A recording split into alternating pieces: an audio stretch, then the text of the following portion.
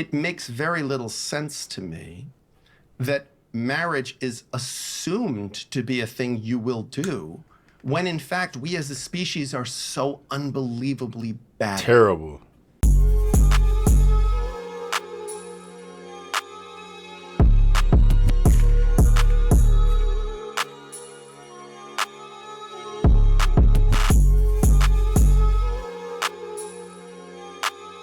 What up, YouTube, man? Steven out here, Night Talk-ish for the day, man. Been meaning to get to this interview. It's pretty lengthy. No Diddy. Bruh. But it's that fire-ass divorce attorney. What's buddy's name? James Sexton, bro. He up on the Diary of a CEO. This shit got 1 million views a few days ago, bro. I've been meaning to get to it. He always be dropping the most fire gems, bro. He dope, bro. So I'll leave a link for the original video in the description box below. Merch, shop, StevenKnight.com. If you like what you see, come with me over there. And let's get into it. What is the probability that someday I do meet somebody like you and not in this context? Well, if you marry, there's about a 56% chance that your marriage will end in divorce. Now, that doesn't take into consideration how many people may consult with a divorce lawyer because they're having difficulty in their marriage, but they choose subsequent to meeting me not to divorce for some particular reason, whether that's they don't want to part with half of their funds, or they've just decided it's easier to stay miserable and with a person, or they're staying together for the kids, but they wanted to know what their rights were. So if you marry, the chances of meeting someone like me are more likely than not, if we look at it that way, because it's more than 50%. So it's a high number, you know. But if we define failure as all of the other things you've described there, where we kind of stay together but we're miserable, or we stay together for some other reason, what percentage of marriages on that basis do you think actually fail? 88%. I mean, if we consider if 88. we consider failure staying together miserable for the children or staying together for financial, economic reasons, and then we add that to the 56% that end in divorce, then, I mean, it would be very hard to track that, but I think it's generous to think it's another 20% probably. But I mean, think about what that adds up to. That means that you've got something that fails 75% of the time. That's a negligent activity. That is more likely than not to cause significant harm in your life. So I don't say that to sound like the Grim Reaper when it comes to marriage. real. I actually really think marriage is a lovely thing. I think it's definitely higher than that. Every person he talks to, work related, is coming there for a divorce. So what does he have it to compare to? Like, when is he coming in contact with, successful marriages? And how would you even know what a successful marriage is without knowing what's going on in that marriage? I'm sure most married couples are not going to let you know their skeletons if they're not seeking divorce. They're going to make it seem like they are happily ever after, bro. Or at least they should. If you putting your business out there, letting everybody know you fucking miserable, you just asking to speed up to get to a divorce, man. But the reason why I stopped it is because with my prior employer, I work with majority men.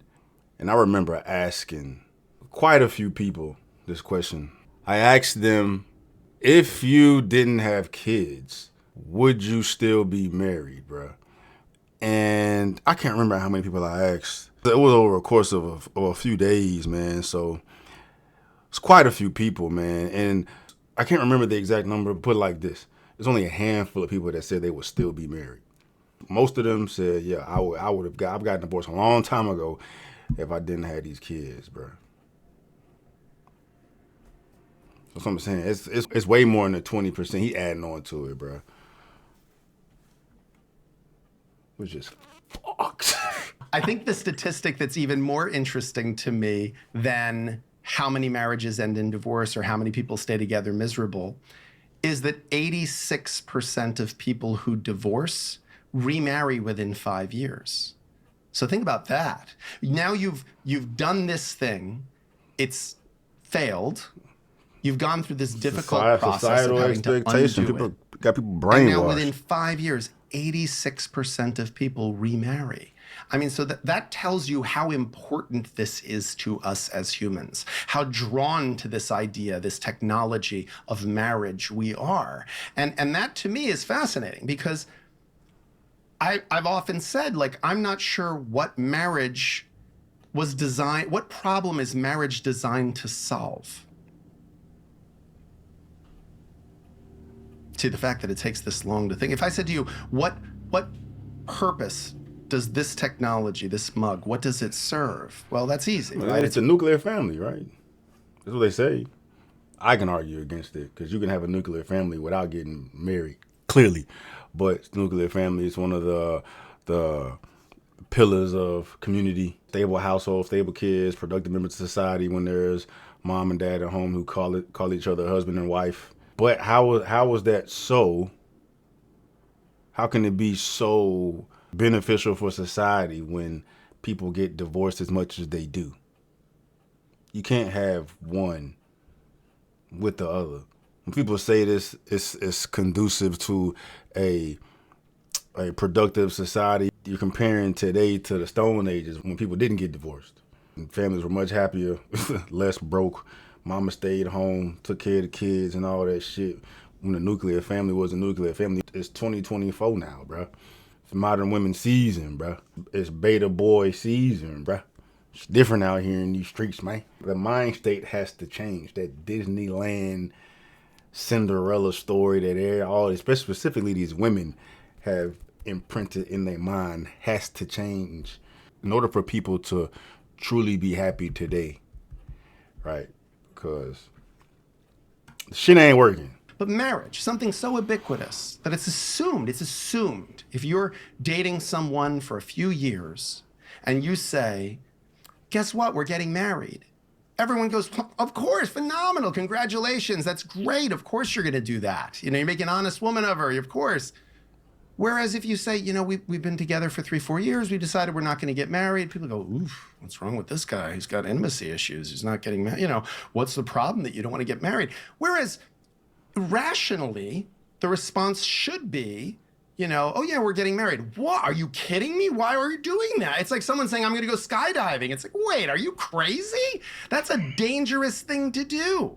You know, and it's not, I mean, listen, skydiving, it's not like the 75%, 76% of people die who go skydiving. So the truth is, like, it makes very little sense to me that marriage is assumed to be a thing you will do when in fact we as a species are so unbelievably bad. Terrible. That sort of 86% that then get Terrible. remarried after Bars. divorce, are they then, have they learned from their mistakes? Are they better This at time marriage? it's different. This time it's different. It's this time I'm really in love. That other time when I thought I was in love, that wasn't it. This time it's different. It really, it's a blind spot. You know, and again, where does it come from? You'd have to ask people smarter than me. You know, it could be neuroscience. It could be the realm of a real deep social psychology. It could just be a cognitive bias. I have no idea. It could be a delusion brought on by inadequate lighting. You know, but the all of the above. It is, we go, oh yeah, but this one's different. This one, I did a prenup last week for a guy who went through one of the ugliest divorces I've ever seen, and that's not hyperbole. Like, I've been doing this for 25 years, just to say, so for me to say the ugliest divorce I've ever seen that's amazing. That's a really big deal. That's like a Michelin chef saying this was the best meal I've ever had. So this guy had a horrific divorce that lasted 4 or 5 years. He's remarrying a woman 30 years younger than him who he met 4 months ago. He's an idiot. And when I said to him, as artfully and tactfully as I could, you know, you've only known this person for a short time. But like, don't nobody feel bad for you with your dumb ass. Why would you do that, bro? The man definitely brought that on. Like, usually it's the women that's fixated on getting married, bro. That's definitely the man. Bro, you ain't learned the first time, motherfucker. And, you know, have you thought about maybe just, you know, being a little cautious in terms of, you've seen how difficult a divorce can be. You know, do you think maybe it might be, oh no, I've never felt anything like this. I've never been this in love. I've never been so connected with someone. We just get each other. And sound like a female. You know, it would be very indelicate and rude for me to say, like, snap out of it, man. You got to get your, like, really, bring your logical brain to this equation. Do not bring the part of you that's just filled with romance and has Christmas in your eyes. Like, really, you got to look at this honestly. Hey, we need more of that, though, bruh. Why? And 9 times out of 10, if you were to ask why to a man, it's going to be to make her happy. That's a good reason to potentially, it's more than potentially, to most likely ruin your life. The most shocking prenup I've ever seen, which was enforceable, had a provision that said that for every 10 pounds the wife gained in the marriage, she would lose $10,000 a month in alimony. 10 pounds of weight. Yes. Yes. So it was a very wealthy man who was marrying a very attractive woman. But he was very concerned that she was going to become less attractive and he was going to become more wealthy. So his solution to this was in the prenuptial agreement. He wanted a clause that said she would get, if they divorced, she was going to get like $70,000 a month for alimony. But for every 10 pounds she gained from the date of marriage, she would forfeit $10,000 a month worth of alimony. And it was designed to sort of create an incentive that she would remain. Woo, bruh. I'm not mad at it, dog. Clearly, these fools are idiots. Like, it's definitely not going to work. You feel me? If you have it written in the damn prenup, dog, like, clearly you're only with her because the way she fucking look, and clearly she only with you because of money you got, dog. So you are saving yourself a headache down the road. Like, bitch, this is the expectation that I'm holding you to. This is why I'm with you. And if you fall off from this, it ain't gonna work. So, that marriage is doomed from the start, bro. But if she signed up to be with that, yeah, you can't. I can't knock it, bro. They both know what they getting themselves into. That's crazy. Never heard no shit like that in my life, dog. That motherfucker sitting on some things. $70,000. You making her a millionaire if y'all get divorced. She know. That's hard though, bro. Cause that's going to.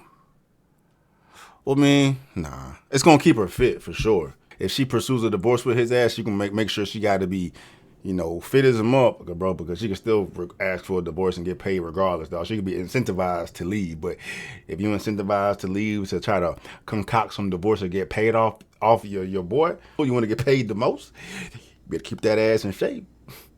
You better keep that ass in shape, bro. It's fucked up, but that's hard. And that was enforceable.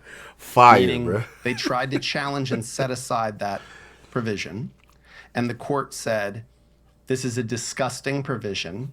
I don't know why you married this person.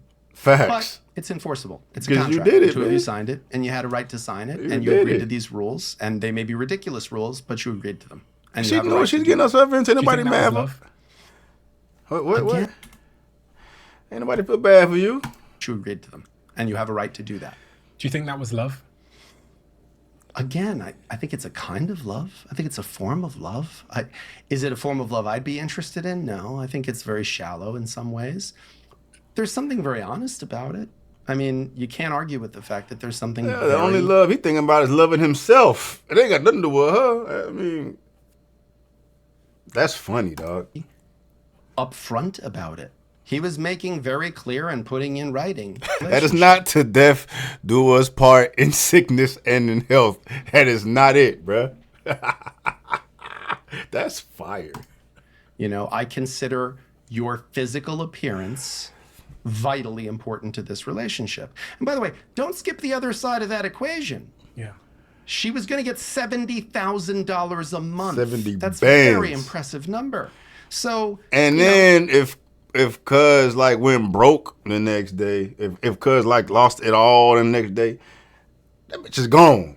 You know what I'm saying? Like, it take two to tango, bro. So they gonna sit here, I'm sure they did, try to demonize the hell out this rich ass man for having this standard set in the prenup, bro. But it goes both ways, because if he didn't have that bread, Shawty would have been put them deuces up. I think she she also understood there was a value to be attached to him as well, you know, and is it something I would be interested in on either side of that equation? No. But do I have a right to say to someone that's not love? I don't think I have a right to say that to someone. I think that if this is an economy the two of you have agreed on, that, you know, as a lawyer, see, my job as a lawyer is not to look, like, I don't look at it that way. But you I look must at be the No, look at it engineer- as a person, though, motherfucker. You ain't gotta look at it as a lawyer. I want to know. I would like to know. You really think that's love? That ain't got nothing to do with no motherfucking love. But at the end of the day, like, is marriage about love? No. That's what the fuck they want everybody to think. It's about love. Nah, marriage is a fucking business. It's a business. You know what I'm saying? So, like, you know, you can love these nuts, but at the crux of it all, right? It's a business. Do you think that when we get to the lovable idiot, oh my God, happy wife, happy life, all that stuff, which is part of Yeah, culture what the now. hell? Happy wife, whoever said that should just be beaten to death. Happy wife, happy life. Like, if I hear one more person give that advice to somebody, I have to tell you, that is just the most ridiculous. What does that even mean? Happy wife, happy life. If she's happy, then I'm happy. Because Is that true? I think I think it's used by It stems from them being incentivized to divorce your ass. 9 times out of 10, right? The man's the breadwinner, so if you keep her happy, then you ain't gonna lose your shit. And then a happy life. You may not necessarily be happy with a relationship, but you willing to goddamn be, I don't know, depressed within the marriage, but at least have your drawers, at least have your sheets, at least have your car, at least have your 401k, like cheaper to keeper, happy wife, happy life. It's really the same shit. men who believe that their wife is always unhappy. So if she's not shouting at me and I can just sit here and watch the football, Yeah.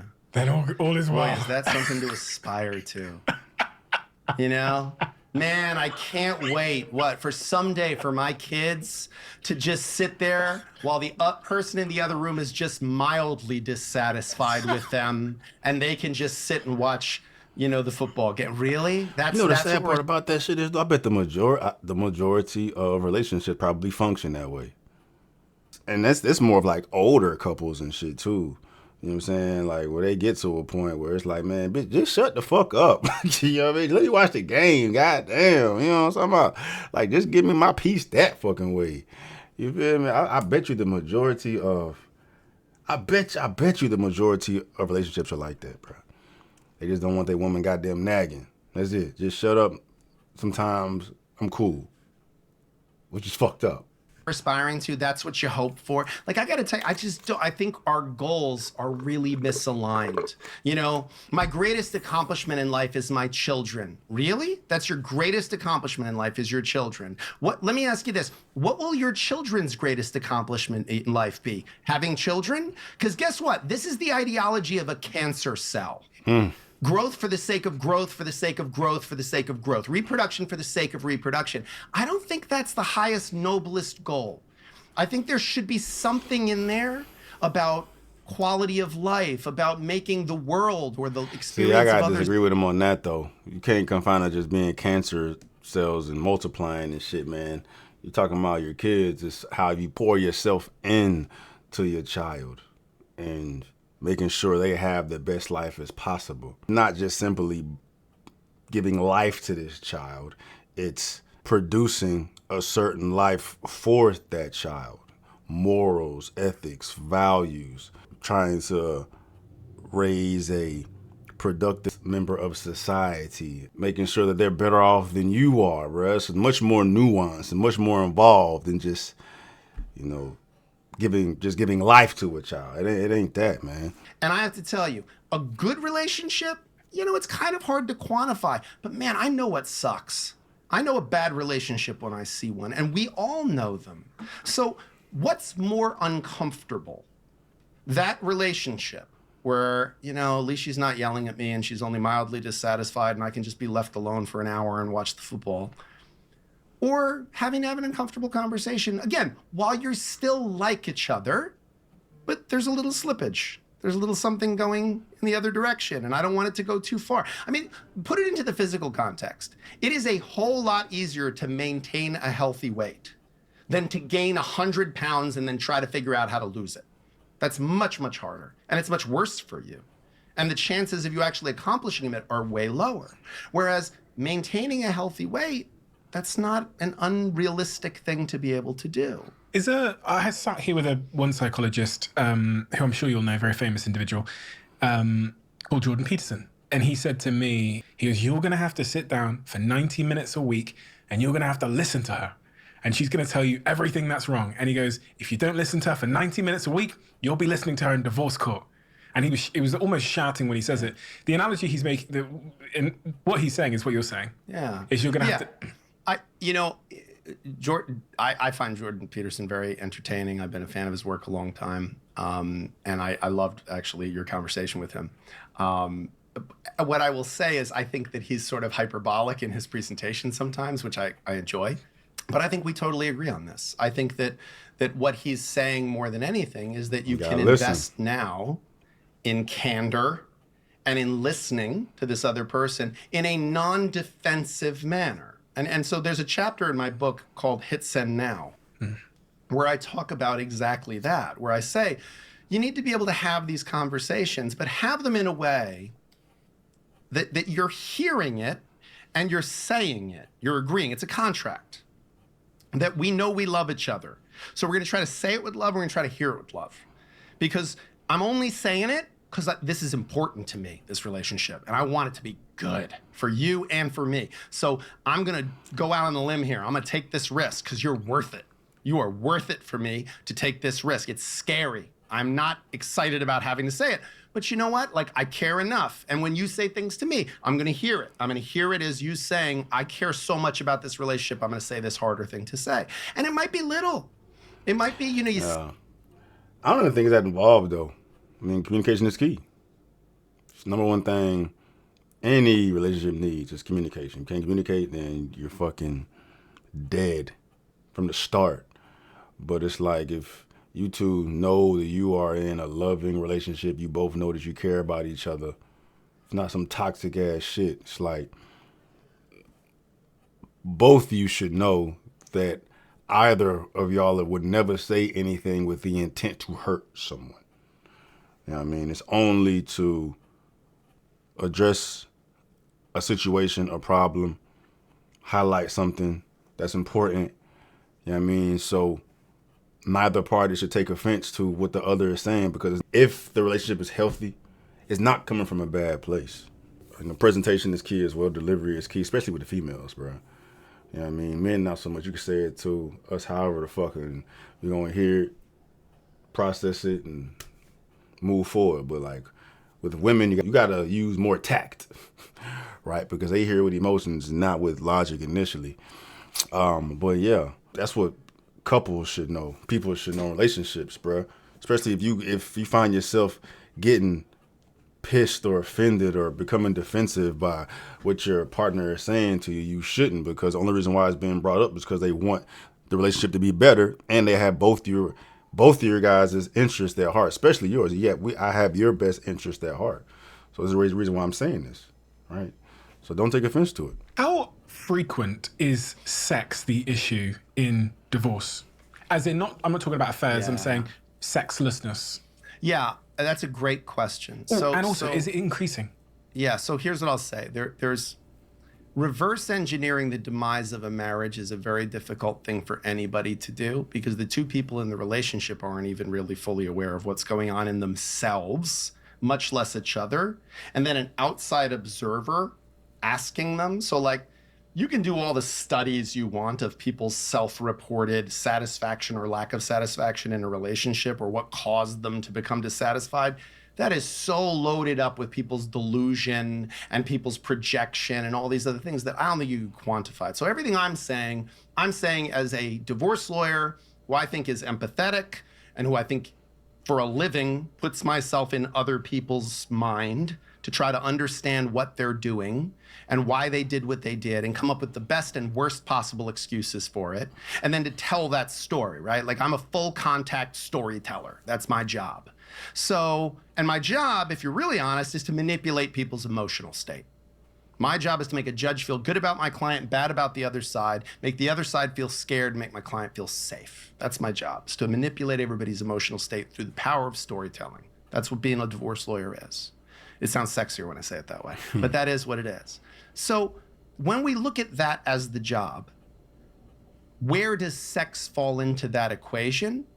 It's everywhere in that equation. Because again, it is the thing that separates this relationship from other kinds of relationships. Yep. Sex is a thing that is definitional to a romantic relationship. Now again, will it always be the same? Will it always stay at the same level of importance? No. But is it a great canary in the coal mine? That, you know, like something's off with the sex now? That tragedy's not far behind? Yeah. Like, because almost every couple, when I talk to my side of the equation about when did this thing start, when did the ship start to sink? When y'all stop fucking. There was certainly some change in sex. Because again, sex is definitional in terms of what distinguishes a romantic relationship from a platonic relationship. Because listen, guys, we can do this however we want as a society. We don't have to get married. We do not have to get married. We just have to reproduce. But we could just decide, hey, we're just gonna reproduce and we're gonna live in like colonies of platonic, you know, relationships, and we'll just have sex for the purposes of breeding at certain times, and then we'll figure out who gets to raise what kids, and that'll be that. We don't do that. And it's not like, well, we don't do that because we made a set of rules. Societies don't do that. They've never really done that. Like there's somehow this permutation in the human and animal kingdom keeps coming up where we have pair bonds and we reproduce with the person who's our partner, and then we sort of work together. And, you know, how much does the tribe, how much does the rest of the world get involved in that? How extended is the family? How extended is the tribe? That varies, right? From species to species, from culture to culture, from time to time. But this fundamental idea of like reproduction between, you know, the male and the female of the species, and there being some then continued interaction and a sharing of responsibilities towards the rearing of the young, it's pretty common, right? So what's the thing that makes A and B? It's the sex. Like there's sex. There's some romantic or sexual component to that relationship that then leads to reproduction of some kind. So I think when you take that out of the equation, or when there's a change in that, there's a disruption in the force, right? There's a disruption in the system. And then you can trace it back. Like, yeah, and again, sometimes it's not direct cause and effect. Like, oh, we started having less sex, so then we stopped being nice to each other. Sometimes it's stopped being nice to each other, so we stopped having as much sex. But it's an element. It's always an element there, you know? And that's my key piece of advice to everyone in the book that I try to say over and over and over again. If you had to like summarize it, is pay attention. Just pay attention to what you're feeling, to what your partner's feeling, and then say it. You know, I say that all marital problems stem from two things. I don't know what I want, I don't know how to and say I it. don't know how to express it. Yep. And I think if you can figure that out, if you can figure out what you want and figure out how to express it, that's like 99% of the battle. What about open relationships? Do they work more? You know, I'm not qualified to answer that question for the following reason. I meet a lot of people who have tried various types of ethical non-monogamy, polyamory, but they all have in common that they're in my office. Yeah, of course. So I see all the ones that didn't work. Yeah. So me saying, well, I've met a lot of couples where they tried the polyamory thing or they tried ethical non-monogamy and it didn't work and it led to divorce, is like an oncologist saying like, dude, everybody's got cancer. I met like 10 people today who have cancer. Right, you're an oncologist. Like, of course you meet a lot of people that have cancer. Like a guy who's a cab driver doesn't meet that many people who have cancer. Like, you might meet one or two, but he's not gonna meet all of them. But you work in cancer, so you're gonna meet people. Like, I happen to meet people getting divorced. So I've met a lot of people that gave that a shot and it did not work. Now, again, was that the like in case of emergency break glass? Like, let's just try this. Have you ever seen it work? I've never, in any of my friendships, in any of my personal relationships, I've never seen. It's never going to work if that's the last non-monogamy resort, though. successful, but I don't think we're quite at a place as a culture where we're really being honest about monogamy. Like Esther Perel, some of her work I think is brilliant about monogamy, infidelity, because I don't think it's quite, I think there are a lot of couples where there is non-monogamy happening, but there's sort of a don't ask, don't tell policy. And there's a sense of, you know, if this is what you need to do to sort of stay happily committed. Because if we're honest, a marriage is a whole bunch of different relationships in one relationship. It's your roommate, it's your co-parent, it's your travel companion, it's your family companion, meaning like they have to deal with your mother-in-law and your father-in-law too. And like, it's a whole bunch of relationships. And it may be that men and women, or a particular man and a particular woman in a relationship, have a different sense of how important sex is. And, you know, it's okay to delegate. It's okay to say, you know, listen, I don't really like football, so go watch football with your friends. Do you see that a lot? Where the partner or the other partner, It's got to be a minority of has cases. accepted Yes. the other partner cheating? Well, not And I cheating, bet but he they've- sees it a lot more because he deals with big wig clients that have a lot of money too. So more money you got, more shit you can get away with. Do you see that a lot? Where the partner or the other partner that you're not dealing with has accepted Yes. the other partner cheating? Well, not cheating, but they've allowed them to just quietly Yes, go in. I've had a lot of people who come in and say to me, he had a bunch of affairs over the years and I just let it go. Like, Really? or she had a bunch of affairs over the years and we didn't make an issue of it. Okay, Yeah, so really. sec- And see, just the fact that you, and it's understandable, I'm not criticizing you, but the fact that you go, really? Is, okay, why would that be that shocking? Like, people cheat all the time. People step outside of their relationship all the time. People like diversity of sexual partners. Okay, so here's the question then. Have you ever seen an affair in the presence of someone being in love? I don't know that I'd be qualified to say whether someone was in love or not. Here's what I'll say, because love is an emotion and love is a verb. Do you know So what I'm saying? I've certainly seen people that were having affairs and in every aspect of their outward life appear to be deeply committed to their marriage. Okay, so they were, okay. They were an economic provider. They were a diligent parent. They were attentive to the emotional state of their partner. They still had an active sexual relationship with their partner, but it wasn't a, let's say, a terribly prolific one, perhaps. So you But- can cheat and be in love? Sure. I mean, listen, just the term cheat, you know, like, okay, well, then a cheat meal. Like, you can be on a healthy diet and enjoy a cheat meal, you know, and there's something great about it because it's a cheat meal. It's like a little thing you do to treat yourself. And then you go back to eating healthy and regular, right? Because He lost me on that comparison. Because the ramifications of a cheat meal are not the ramifications of you cheating on your spouse or your significant other. We can't act like that's the same at all, bro. Hold on, let me see if you're gonna make it make sense, bro, because that's a crazy comparison. do to treat yourself. And then you go back to eating healthy and regular, right? Because look there's something about the human desire for variety. There's something about passion. I mean, you know, I always say this, I'm not a religious person, but like we're all familiar with the 10 Commandments, you know? And theoretically, if that story is true, which again, it's not provable or disprovable, but God handed down 10 rules. Like that's talked to humanity and said, here's 10 rules. Don't kill. Good one. Honor the Sabbath. Good one. Okay. Don't cheat on your spouse. Don't covet your neighbor's wife. It got two. It got two rules. Like he didn't say thou shalt not kill. Like seriously, don't kill. That's no, but don't sleep with other people. Got 2 out of 10 rules. from God, theoretically.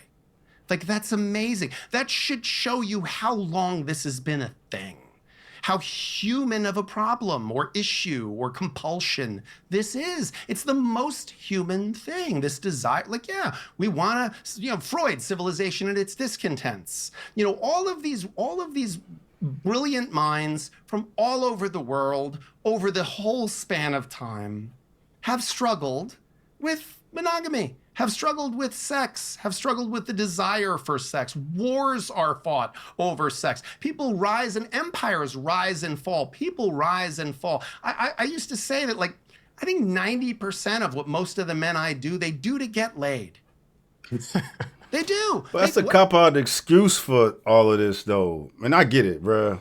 Preaching to the choir. I understand the reality of cheating and all that shit, and I'm not a motherfucking angel, bro. I'm not even gonna tap into my histories and all that. But the variable in this shit is the monogamy and the commitment you've made to someone to allow them to the emotional safety to know that you are gonna be discreet with the dick, right?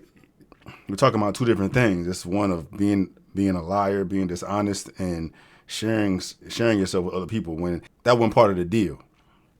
Just because people have struggled with it for the longest doesn't mean that it's right.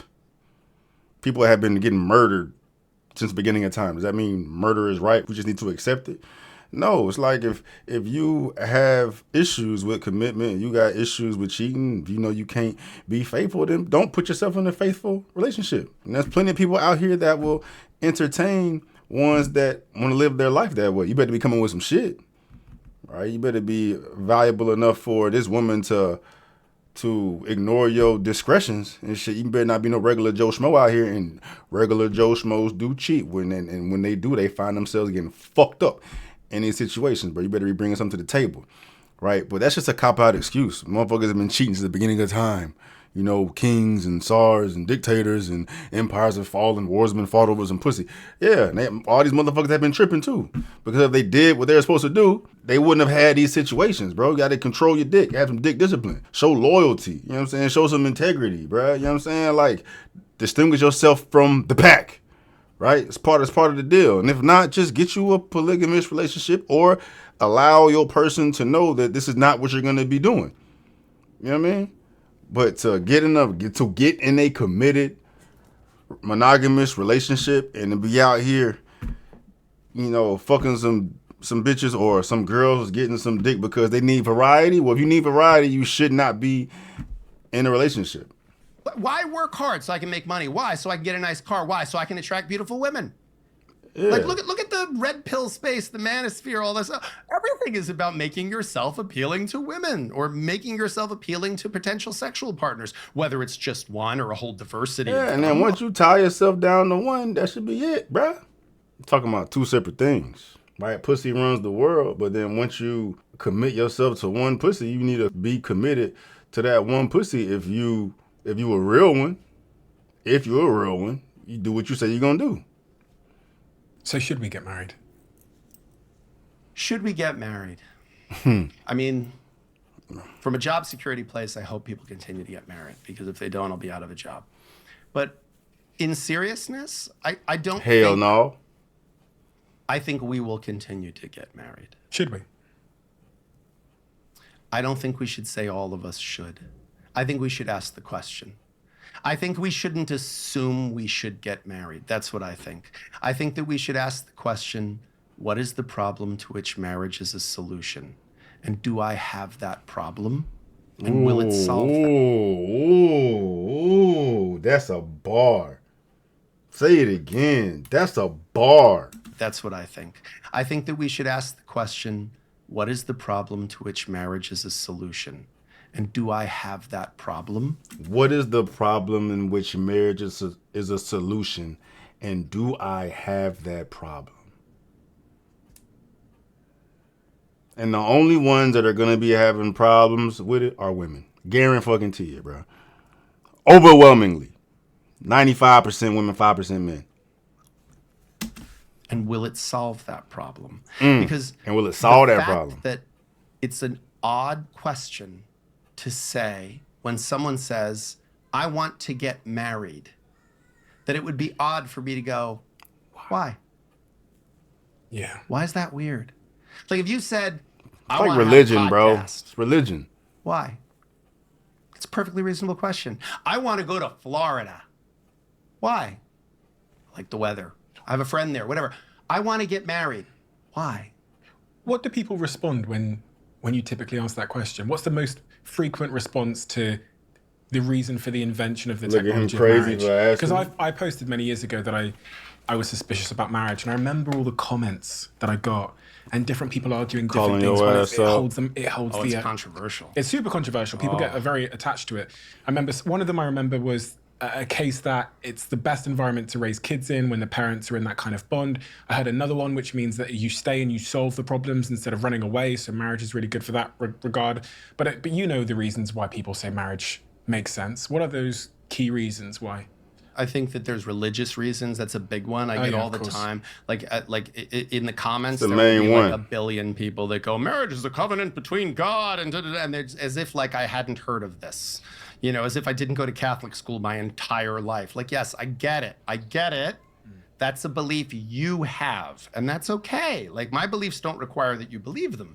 Yours may require that I believe them, and that's okay. Like, we're going to agree to disagree if your fundamental thing is that God spoke to you and told you a thing. Yeah, so I can't talk Whether to it you. was in written form or verbally. Like, I can't argue with that. Yeah. You sound like you're a big fan of love and not a big fan of marriage. Thinking about what he said, though, I said it earlier, like for the kids and you fix your problems, right? But those are not the reasons why people get married. Like, I'm not going to get married because I want to fix my problems. Like dating someone, become exclusive with someone, become monogamous with someone, y'all fall in love and y'all get married because y'all fall in love.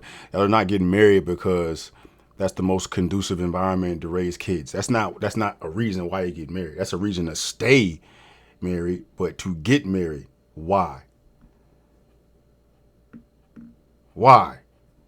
At this point, in 2024, why? You sound like you're a big fan of love and not a big fan of marriage.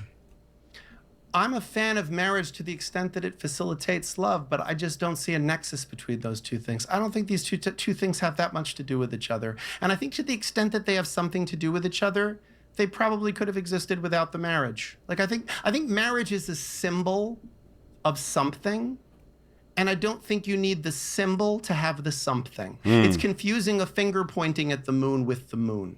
Like, it's confusing like, marriage is supposed to be, I think, a symbol. And I love it for that.